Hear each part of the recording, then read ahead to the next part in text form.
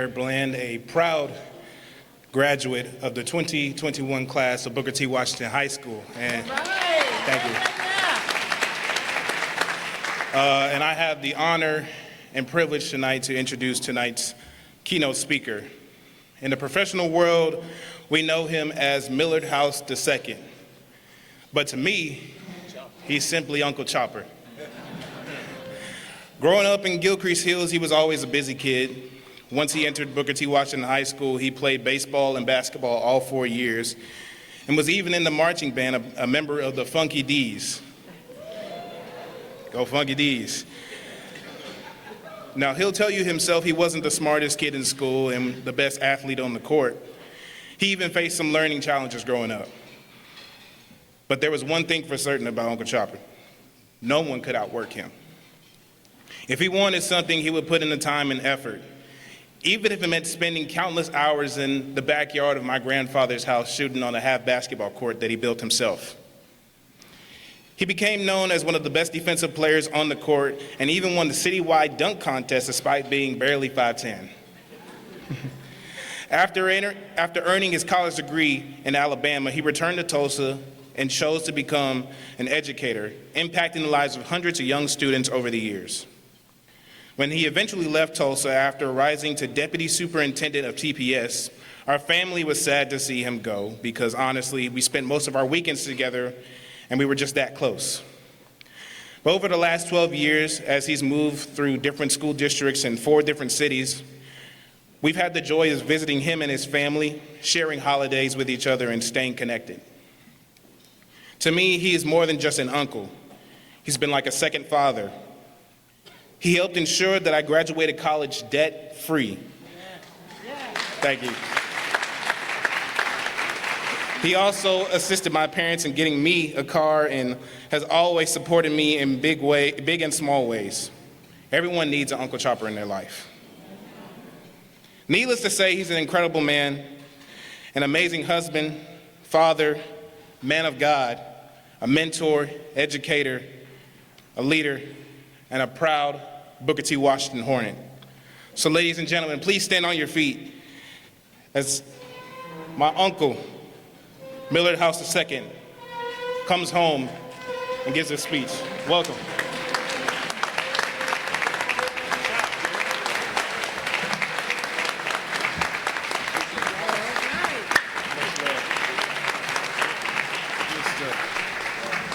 Please sit down. You know, it is absolutely wonderful to be home. You know, Tulsa's always home, and it's even that much more better to walk into a room with so many individuals that have impacted my life. When I got the call about coming this evening, I'm actually supposed to be in Atlanta tomorrow night, kind of doing the same thing and speaking. I said, well, who's being honored?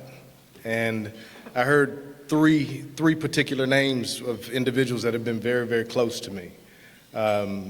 Reginald Terry behind me, who has been impactful in my life and very encouraging to a lot of the things. I can remember the Sun Belt tournament in which Mr. Lockett and several others put on years ago. I had a bad first game and I heard a voice telling me to get up and ensure that you get back and play some defense, is going to be okay, and ended up moving on, making the all-tournament team. But he's always been such an encourager. And then also Pastor West, growing up in the neighborhood in and around Gilcrease Hills, he was always an encourager, an individual that was huge in our life. And then Kevin, we grew up in the same neighborhood. Our families did so much together, so it was so special to me to be able to come back this evening and really share some thoughts. So thank you, and congratulations to all the honorees. You all are incredible.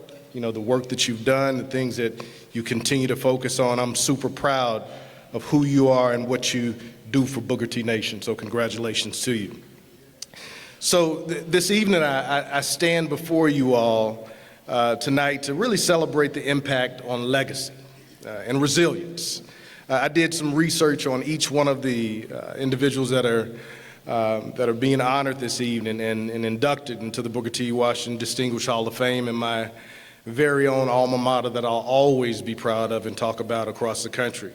But these individuals behind me represent change makers, quite frankly, across industries who must continue to really live on to what Booker T is all about. They're a collective of individuals that have done special things, and I'm so excited to be just a small part in what this looks like around their achievements. Now, this evening is not just about looking back at remarkable achievements, but it's also about looking forward to that next generation. As my nephew talked about, it is so important to continue to reach forward, and that's a part of what Booker T always does. Now, to the honorees, your accomplishments span industries, but your common thread, as I did my research around you, really is built around resilience. A lot of people don't know the story. One of the things that I'm so proud of in reference to Kevin and his work is a lot of people don't realize his after sports life and how impressive that's been. And that's, says I'm so proud of you, Kev, and all that you continue to do, and I love you, man. It's definitely something special. So you all have risen, all of you, to the top of your fields, really despite the challenges, inspiring those who come after you and continuing to inspire those that are around you. You're stepping into a world that is more complex, as these children are seeing today, than ever. I live 13 miles from the White House, and I've seen firsthand what goes on a daily basis, but I've also seen firsthand what we can do to continue building our students in education. This year, I walked into a school district of about 135,000 students about 18 months ago that was struggling. And this year we had the highest increase in graduation rates in the state of Maryland. And so regardless of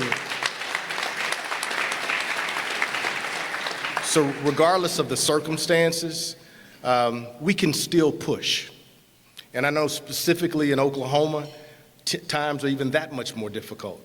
So it's going to be important that we continue to wrap our arms around this superintendent in Tulsa and ensure that she has the support that she needs to be successful for these children. Now, as a native of Tulsa, this moment is really special and has huge significance for me specifically. I'm honored to be with you all tonight amongst my family, my sister, who will always be my bossy big sister, but she tells me what to do and how to do it, and it's benefited me over the years. Now, as most of you all are aware, I grew up less than 2 miles from Black Wall Street. My parents, of course, were both educators, and it really instilled in me the power of education as a tool for progress and justice.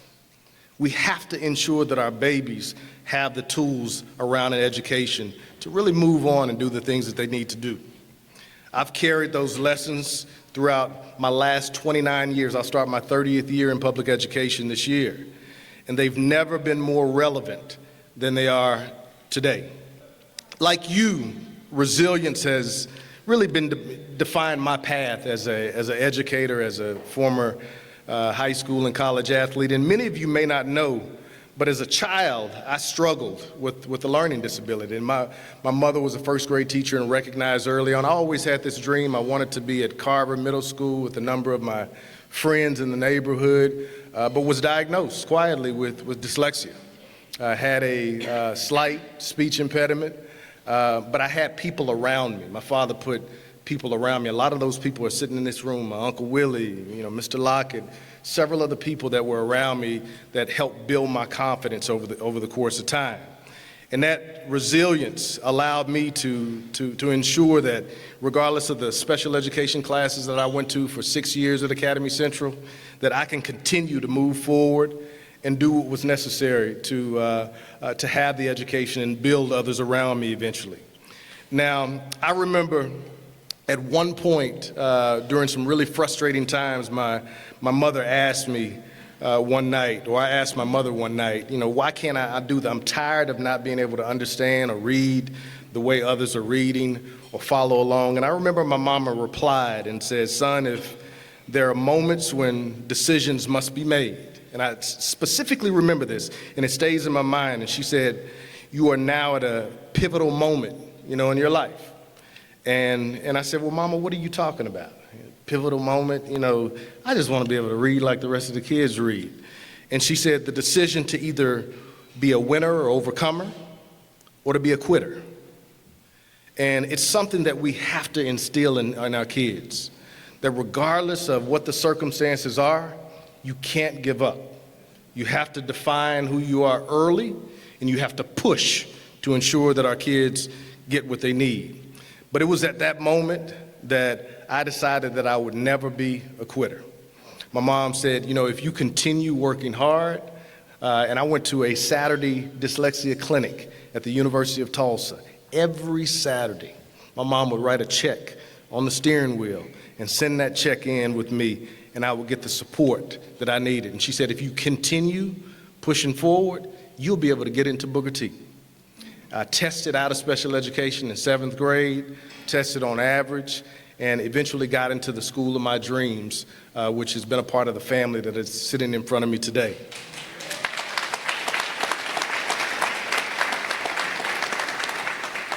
So with all of those things, quite frankly, I went on to earn a degree at the University of Montevallo, a Division II basketball program.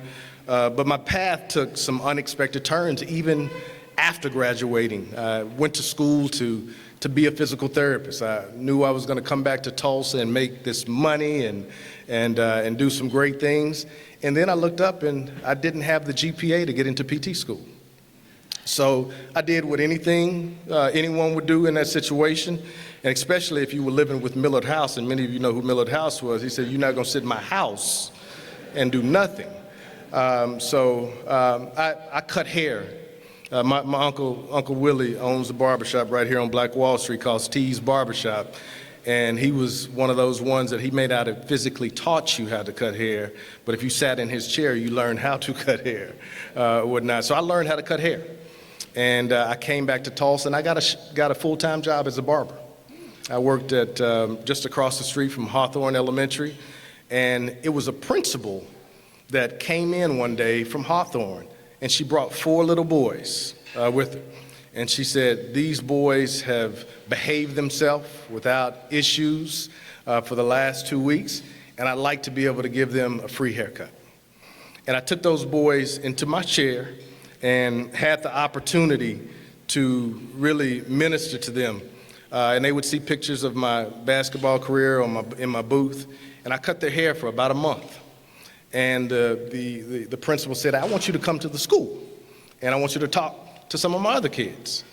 And I said, I don't want to, both my parents were in education. I'm trying to run as far away from it as I could. But it sucked me in. And I found my purpose real quick and ended up going back to school at nights while working at the barbershop, while refereeing. And Coach Butch Fisher in the back saw it well enough to hire me as his assistant coach for the girls at Booker T, and ended up being the freshman coach, head coach. So I got my leadership career started right here in the Booker T family, and had the opportunity to coach this young lady in front of me who was really my assistant coach, who is now a superstar at Duke University doing her thing. So it's,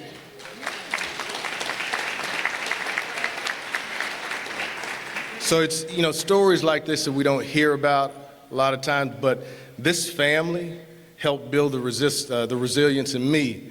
And I'm so proud of the individuals behind me that have that same resilience. Move to the next slide. Now, my path has led me through 7 different states. I've worked in 5 different school districts. Yet today, as superintendent of the Prince George's County Public School System in Maryland, I see that same resilience in our students and educators on a daily basis. But please make no mistake that public education is facing unprecedented challenges, and we're navigating shifting federal policies on a daily basis that really threatens the funding and the potential elimination of the Department of Education. All of these different things are things that, as superintendents, we have to stay cool and ensure that we move forward with one step at a time to practice the kind of resilience that we know are going to be important for our children. Now, for many school districts, including Tulsa, PGCPS, these policies can impact programs, people. The county that I live in has about 1 million people, and 73,000 people in my county work for the federal government. About 1,000 of them have been laid off. I have 5 neighbors on my block, 4 of them work for the federal government. So I'm seeing firsthand these effects of what it is to walk in the resilient shoes that we have to teach our children to walk into. But, let me be clear. We, regardless of where we are in Tulsa and the DC area, we can't be deterred, because in times of uncertainty, we must double down on the mission to ensure that we build capacity in our children. Now, in January, I developed a federal transition task force that's actively preparing for all the different scenarios that the federal government is throwing out. And we're advocating at every level to protect access to critical programs. And really, above all, we're remaining unwavering in reference to the commitment to provide excellence, and this taboo word that's been thrown around across the country, excellence in equity. Equity is so important because we all know, especially in Booker T Nation, that not everyone is at an equal level. I do something called the trust walk with many of my staffs, where many of us start out ahead of others. And in order to have the kind of equity that we need and deserve, it's important that we have programs like diversity, equity, and inclusion. It's programs that will allow students to be successful. So resilience, as I talked about, is not just about ignoring challenges. It's about meeting them head on with purpose and with action. This is the legacy that we must pass on, and it's really built on the shoulders of what Booker T Nation is all about. Go to the next slide. Now, thanks to the leaders behind me and other leaders in this room who continue paving the way for our young scholars at Booker T. Washington High School, students will receive scholarships this year, and these seeds represent an investment in the next generation of leaders just like me. I'm so indebted to so many people in this room that invested in me, and I'm so thankful for what you did to all the teachers. There's too many in here to quite frankly to name. And just as we honor the resilience and thoughts of the incredible leaders behind me tonight, the inductees, we must also recognize the resilience in the students that will need to step up in this next generation. They're going to need to fill the gaps, the opportunities, and the challenges behind it. So to our student recipients, I offer you these words. Own your story. Own your story. Your path will not be linear. It will not be easy. You'll face setbacks, but with those setbacks are often the very things that will push you towards true purpose. Now, don't be scared to take calculated risk as well. I've moved, like I said, from California to New York to Houston, North Carolina, South Carolina, and the calculated risks have been risks that have paid off. I hated to leave Tulsa. I love my city, but those risks have allowed me to offer a wider net to be able to support others around me. Students, you also cannot be scared to walk in your purpose as well. My career has been built on the shoulders of actively going after jobs that many didn't want. My first job as principal, this lady behind me, Dr. Laverne Ford Wimberly and Bobby Booker, pulled me to the side and said, essentially, nobody wants to go to this school. You might be 26 years old, but we're going to give you a shot. And 5 years later, we outperformed 80% of the Title I schools at Marian Anderson Elementary, and I became the youngest principal of the year. And so to Dr. Wimberly and Ms. Booker, thank you for believing in me and giving me a shot. And I learned so much from Ms. Booker. Our offices sat next door to each other. And I didn't know what I was doing when I went to the Service Center for the first time. And she guided me, and these ladies built my confidence along the way. I'll also say to students, hold the door open for others. It's so important. Success is not just about reaching the top. It's great, to make the money. It's great to have the notoriety. But unless you can support somebody else along the way, it's important. One of the things that I'm so proud of is I have about 200 students that I provide internships with in my school district right now. My father used to run a Guide Right leadership program for young boys, and I take a group of young boys every 2 weeks to a different university, little boys that look like me, that are really learning what college should be about. So open doors for others. We celebrate your potential as students. I'm proud of you all, even though I don't know you. And we stand with you all as you embark on this next chapter of your lives. Next slide. So tonight, we celebrate the legacy of excellence, perseverance, and quite frankly, professional and phenomenal leadership of these individuals behind me.